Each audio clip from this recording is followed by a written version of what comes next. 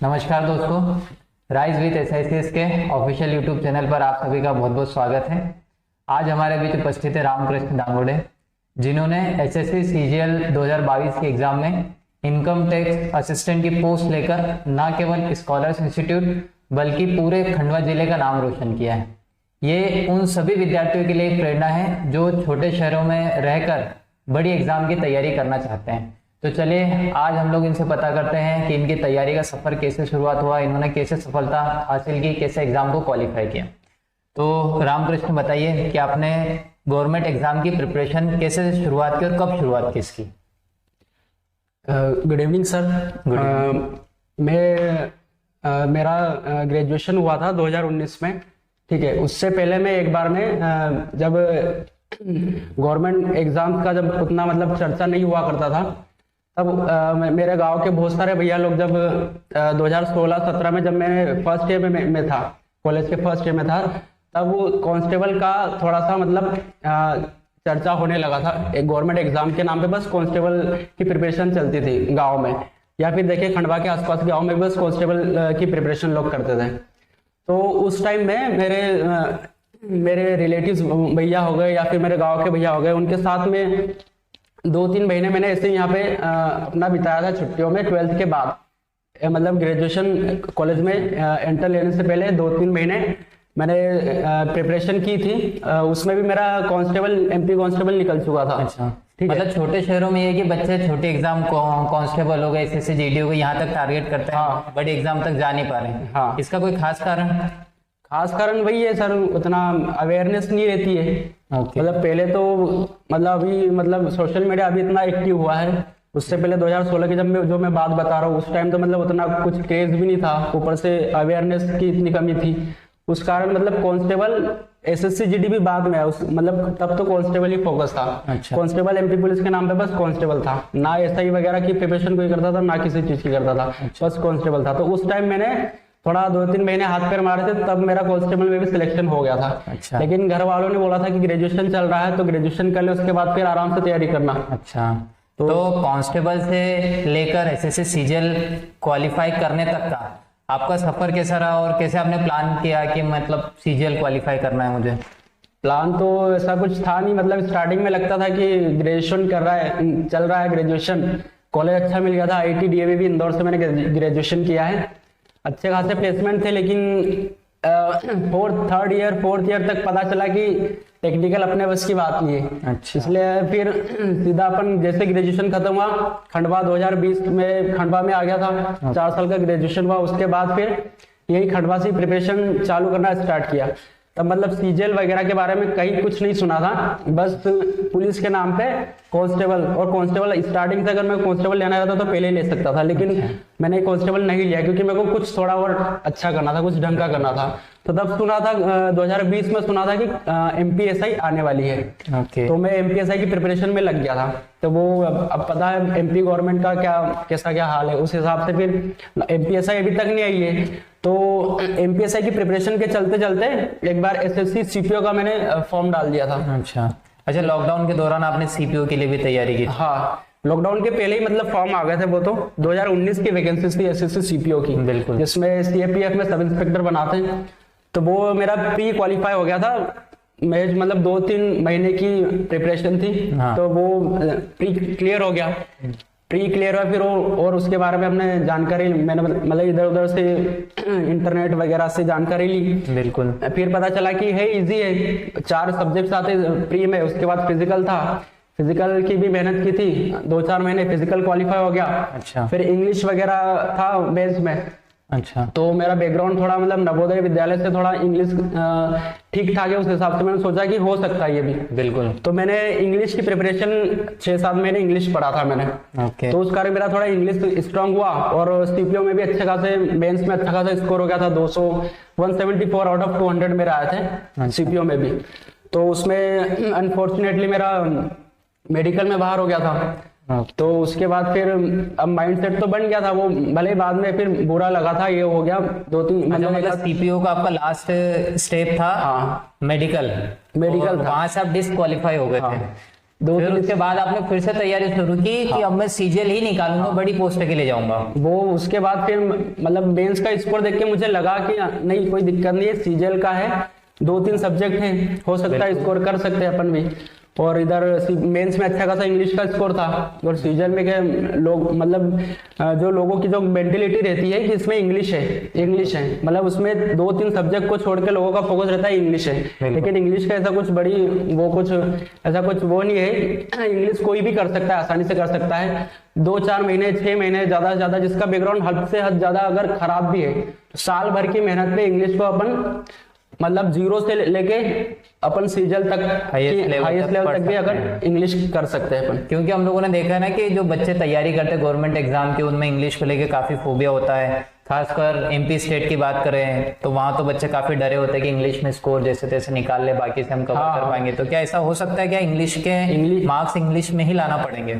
नहीं, ऐसा जरूरी नहीं है। जैसे मैं अभी मेरा एग्जाम्पल देता हूँ, मैंने स्टार्टिंग से लेके अभी तक मैंने जीके को मतलब मान के चलो मैं जीके नहीं पढ़ा है। अच्छा, 3-4 सब्जेक्ट रहते हैं। हाँ। अभी तो वो पैटर्न चेंज हुआ सीजीएल का, उस हिसाब से मतलब कंप्यूटर जुड़ा है और 1-2 सब्जेक्ट जुड़ा है। हाँ। लेकिन जीके मैंने स्टार्टिंग से मतलब काम पूरा जीके में पढ़ के चल रहा हूँ। अच्छा, तो ऐसा जरूरी नहीं कि कोई सा अगर जैसे इंग्लिश का कोई सी एग्जाम में इंग्लिश आ रहा है तो अपन पूरी एग्जाम ही छोड़ दें। अच्छा, मतलब अपन कर सकते हैं, उसकी प्रिपरेशन भी कर सकते हैं। अगर 100 में 25 की इंग्लिश आ रही है। हाँ। तो अपन 75 नंबर अपने पास है। अच्छा। तो हो सकता है अपन 75 में से नहीं ज्यादा, 75 में से 70 लाओ, कर सकते हैं अपन, बिल्कुल कर सकते हैं। वही मतलब कि आपको कोई भी सब्जेक्ट एग्जाम का है तो उसकी तैयारी करके चलना है। चाहे आप कम करके चलो, बाकी सब्जेक्ट से फिर बहुत अच्छा स्कोर करो, और सब्जेक्ट आपको पढ़ना पड़ेगा। अच्छा, आपने एग्जाम क्वालिफाई की है एसएससी सीजीएल 2022 की, तो आपके इस सक्सेस के पीछे किसका बहुत इंपॉर्टेंट रोल रहा है? इंपॉर्टेंट रोल तो वही सबसे पहली बात फैमिली। अब ये अपना खंडवा इतना छोटा शहर है, अब जितने आसपास के गाँव है, हर गाँव में मतलब मान के चलो 70 to 80% जितने सारे स्टूडेंट्स रहते हैं उनका फैमिली बैकग्राउंड सेम मेरे जैसा मिलता जुलता है। बिल्कुल। तो वो सबसे बड़ी बात वही है कि उनके घर वाले मतलब उनको सपोर्ट कर रहे हैं, फाइनेंशियली सपोर्ट कर रहे हैं, मेंटली सपोर्ट कर रहे हैं। बिल्कुल। तो वही बात है कि सबसे बड़ा सपोर्ट तो फैमिली का रहता है। उसके बाद रहता है गाइडेंस वगैरह। बिल्कुल, कि कौन सबसे पहले फैमिली के बाद तुमको कौन ऐसा इंसान है जो गाइड कर रहा है। बिल्कुल। अब वो सोशल मीडिया तो अभी आए थे, पहले तो मतलब अपने जो आसपास के टीचर्स हैं। हाँ। पुराने लोग हैं जो मतलब प्रिपरेशन कर रहे हैं, वही मतलब सपोर्ट का तो सबसे बड़ा जरिया वही है। बिल्कुल। चलिए ठीक है, आपने यहाँ पे एग्जाम क्वालिफाई किया। अच्छा, अभी जो बच्चे तैयारी कर रहे हैं उनकी तैयारी कैसे बहुत अच्छे हो, क्योंकि बच्चे पढ़ भी रहे हैं, तैयारी भी कर रहे हैं, पर एग्जाम क्वालिफाई नहीं हो पा रहे, तो क्या उनके पढ़ने के तरीके, उनमें उन्हें क्या सुधार करना चाहिए, आगे कैसे तैयारी करना चाहिए, इसके लिए आप थोड़ा सा उनको गाइड कीजिए। सबसे पहले तो कोई सी भी एग्जाम हो, अगर छोटी से छोटी एग्जाम से लेके बड़ी से बड़ी एग्जाम तक का मैं बता रहा हूँ, सबसे पहले अपना पहला फोकस होना चाहिए सिलेबस क्या है। सिलेबस क्या है, सबसे पहले सिलेबस देखो। मैं यहाँ पे बहुत सारे लोगों को देखता हूँ लाइब्रेरी में भी, मतलब 2-3 साल से जिनको मैं देख रहा हूँ। हाँ। एक ही चीज 3 साल से वो एक ही चीज पढ़े जा रहे हैं, लेकिन क्या है जो मतलब एग्जामिनर रहता है या फिर जो गवर्नमेंट है वो मतलब ईयर पर ईयर वो अपडेट करते रहती है, नॉलेज अपडेट होता है, सिलेबस अपडेट होता है, लेकिन कुछ बच्चे क्या है मतलब उतना अवेयरनेस सिलेबस के प्रति भी नहीं रहती। जबकि अपन एक चीज करें तो उसको तो कम से कम अच्छे से मेरे हिसाब से करना ही चाहिए। सबसे पहली चीज है सिलेबस। सिलेबस को मतलब टटोल लो पूरा। सिलेबस हो गया, पूरा देख लिया सिलेबस वगैरह क्या है, कहाँ से पूछता है, कौन से टॉपिक आते हैं। हाँ। उसके बाद हो गया सिलेबस के बाद होता है कि प्रीवियस ईयर्स एक बार सबसे पहले सिलेबस देख लिया। उसके बाद प्रिपरेशन चालू करने से पहले एक बार प्रीवियस ईयर के पेपर्स पे जरूर नजर डाल लेना। बिल्कुल, क्योंकि सिलेबस भी अथाह सिलेबस रहता है। सिलेबस भी अपन एक बार नजर में देखें तो सिलेबस में देख के भी इंसान डिमोटिवेट हो सकता है, ऐसा है। तो अगर हम प्रीवियस ईयर के पेपर्स देखेंगे तो प्रीवियस ईयर के पेपर से हमें पता चल जाता है कि कौन सा ऐसा टॉपिक है या फिर कौन सा सब्जेक्ट में ऐसे टॉपिक्स है जो एग्जाम कंडक्ट करा रहा है, जैसे एसएससी हो गया या फिर ईएसबी हो गया, एमपीबी हो गया। मतलब कौन कौन से ऐसे टॉपिक है, कौन कौन सा मैथ्स में हो गया, जीके में हो गया, कौन कौन सा टॉपिक है, हिस्ट्री हो गया, ज्योग्राफी, इसमें से कौन से टॉपिक है जो वो मतलब जिनका रेशो बाकी टॉपिक्स के बजाय मतलब कंपेयर टू हाँ वो मतलब ज्यादा पूछ रहा है। और ऐसा हर एग्जाम में होता है कि कुछ एक चुनिंदा टॉपिक हर बार कोई सी भी एग्जाम में हर बार रिपीट होते हैं, है ना, तो उनसे सवाल बनते हैं। तो मेन फोकस ये रहना चाहिए, सिलेबस हो गया, उसके बाद प्रीवियस ईयर के पेपर्स हो गए, उसके बाद अपनी प्रिपरेशन आती है। और प्रिपरेशन में भी ऐसा है कि प्रिपरेशन में भी बहुत सारे चैलेंजेस तुमको आएंगे स्टार्टिंग में। सबसे पहला तो यही आता है कि क्या पढ़ना है क्या नहीं। तो वो तो यही हो गया कि सिलेबस देखो, प्रीवियस ईयर्स देखो, पता चल जाएगा क्या पढ़ना है क्या नहीं पढ़ना है। अच्छा, बच्चे आजकल पूरा दिन ऑनलाइन क्लासेस लेते हैं, ऑनलाइन पढ़ाई करते हैं, तो आपको ऑनलाइन और ऑफलाइन में किससे ज़्यादा हेल्प मिली है और क्या हेल्पफुल है, और कितने रेशियो में बच्चों को ऑनलाइन और कितने रेशियो में ऑफलाइन पढ़ाई करना चाहिए?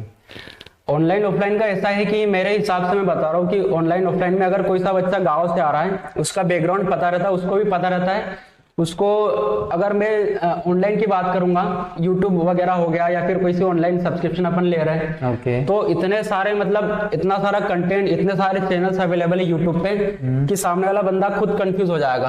अच्छा, है ना।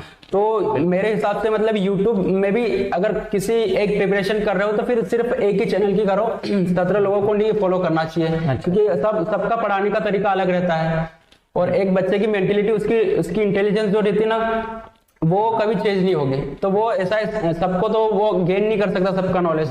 तो उसको अपने हिसाब से देखना चाहिए कि मेरे को कौन सा सूट कर रहा है, कौन सा नहीं कर रहा है। अच्छा, ये एक चीज हो गई। और दूसरा, अगर ऑनलाइन जाने से पहले अगर वो ऑफलाइन टीचर्स जो उसके पास अवेलेबल है, उनकी अगर मदद ले रहे तो उससे अच्छी फिर कोई बात नहीं होगी। अच्छा, मतलब बच्चे को अगर सिलेक्शन चाहिए तो एक बार ऑफलाइन पूरी प्रिपरेशन कर ले, उसके बाद फिर जहां उसके डाउट हो उसके लिए ऑनलाइन का यूज करे, या फिर एक्स्ट्रा क्वेश्चन लगाने के लिए प्रैक्टिस के लिए ऑनलाइन का यूज करे तो ज्यादा अच्छा है। मैंने खुद ने एसएससी सीजीएल का सब्सक्रिप्शन लिया था। अच्छा, आरबी चैनल का लिया था। उसमें क्या था, उसमें चैनल उनके एडवर्टाइजमेंट में था कि मतलब जो मेन टीचर है वहाँ का आरबी रिवॉल्यूशन का, उन्होंने बोला था कि जब तुमको नीड होगी, जब जरूरत होगी, तब तुम मुझे मैसेज कर सकते हो, व्हाट्सएप पे कॉल कर सकते हो। अच्छा। लेकिन एग्जाम टाइम में ऐसा था कि एग्जाम टाइम में जो प्रेशर, मेंटल प्रेशर रहता है वो बहुत खतरनाक रहता है। अच्छा। तो मैंने बहुत बार सर को अप्रोच करने की कोशिश भी की, तो लेकिन सर मेरे को नहीं मिल पाए। तो ये एक डिसएडवांटेज है कहीं का ऑनलाइन क्लासेस का। मतलब आपके एग्जाम जब नियरेस्ट हो तो फैकल्टी का या जो भी आपके गाइडेंस है उनको फिजिकली अवेलेबल होना बहुत जरूरी है। बहुत जरूरी है। वो क्या बच्चों को मेंटली सपोर्ट करेंगे, ऊपर से थोड़ा बहुत गाइडेंस वगैरह। डाउट हो गए कि कहाँ आप स्कोर कर रहे हो, उनके टेस्ट देख रहे हैं कि कहाँ आपके स्कोर मार्क्स कम आ रहे हैं, कहाँ इंप्रूवमेंट होना चाहिए। अच्छा, एक लास्ट क्वेश्चन है कि आप स्कॉलर्स इंस्टीट्यूट से कब जुड़े हैं, और क्या आपके सिलेक्शन में स्कॉलर्स इंस्टीट्यूट का कोई रोल रहा है? स्कॉलर इंस्टीट्यूट का जब मेरा एसएससी सीपीओ था, मेंस की एग्जाम थी, फिजिकल मेरा हो गया था। उसके बाद मैं हालांकि यहाँ 2-3 कोचिंग घूम चुका हूँ, उसके हिसाब से मैं लास्ट में यहीं पे रुका, उसका भी कोई मतलब होगा। अच्छा। मेरे को सबसे अच्छी चीज यहाँ का माहौल लगा है। अच्छा, माहौल लगा। मैंने यहाँ पे लाइब्रेरी वगैरह बैठ के देख लिया, हर जगह 2-3 कोचिंग है, 2-4, अब तो काफी ज्यादा खंडवा में हो गई है। अच्छा। लेकिन सच्ची बता रहा हूँ, मेरे को माहौल यहाँ का सही लगा। स्टार्टिंग में मेरी इंग्लिश की पूरी 6-7 महीने प्रिपरेशन यही से हुई है। ओके। जो मेरे को माहौल चाहिए था वो माहौल मेरे को यहाँ पे मिला है। इसलिए मैं पिछले 2 साल से भी स्कॉलर इंस्टीट्यूट में ही लाइब्रेरी में 2 साल से अभी यहीं पे जमा हुआ हूँ। अच्छा, क्या अच्छा आप लाइब्रेरी में पढ़ रहे थे, इस टाइम इंस्टीट्यूट के टीचर्स हेल्प करते हैं लाइब्रेरी के बच्चों को? हाँ, टीचर्स वगैरह सीपीओ के टाइम आपने एक सर से मतलब गाइडेंस के लिए आपने एक बार मिलाया था। हाँ, बिल्कुल। जीएसटी इंस्पेक्टर है, शायद खंडवा में पोस्टेड है, आपके वजह से पहचान के हैं। जी जी जी। तो इस प्रकार बहुत बार 2-3 बार मैंने देखा है गाइडेंस वगैरह, मतलब जब मेरे को चाहिए था तब आपने अवेलेबल कराया, आपसे नहीं बना तो या फिर आपने कराया। बिल्कुल। तो ये थी रामकृष्ण की स्टोरी। इनसे हमें ये सीखने को मिलता है कि अगर आप छोटे शहर में हो और बड़ी एग्जाम क्वालिफाई करना चाहते हो, टारगेट रखना चाहते हो, तो बिल्कुल अचीव कर सकते हो। दूसरी बात है, अगर आप किसी गांव से आ रहे हो, आपको बेसिक क्लियर नहीं है, तो आपको घबराने की कोई जरूरत नहीं है, डरना बिल्कुल नहीं कि आप एग्जाम क्वालिफाई नहीं कर सकते हो। कोई एग्जाम नहीं है जो आपके माइंड में है और आप क्वालिफाई ना कर पाओ। बस आपको उसके लिए सही गाइडेंस चाहिए, प्रॉपर आपको उसका बैकअप चाहिए, आपको तैयारी कैसे करना है। बहुत सारे बच्चों के सामने इकोनॉमिकल क्राइसिस आते हैं, रामकृष्ण के साथ भी ऐसा काफी टाइम हुआ है। तो अगर आपके पास एक लक्ष्य है तो आप बिल्कुल उसे हासिल कर सकते हो। आपको कोई भी चुनौती आपके सामने आ जाए, आप उस पर बिल्कुल पार पालोगे। चलिए, तो आज के लिए इतना ही। बाकी हमारे यहाँ से जो भी सिलेक्ट हुए बच्चे हैं उन सभी से भी आपको एक एक करके मिलवाने वाले हैं। तो ये थे रामकृष्ण जिन्होंने सीजीएल में सिलेक्शन लिया है, और ये बहुत बड़ी बात है। और आप भी तैयारी कीजिए अच्छे से। तो स्टेट लेवल की भी और सेंट्रल लेवल की भी किसी भी एग्जाम को आप तैयारी करके क्वालिफाई कर सकते हो। Thank you so much.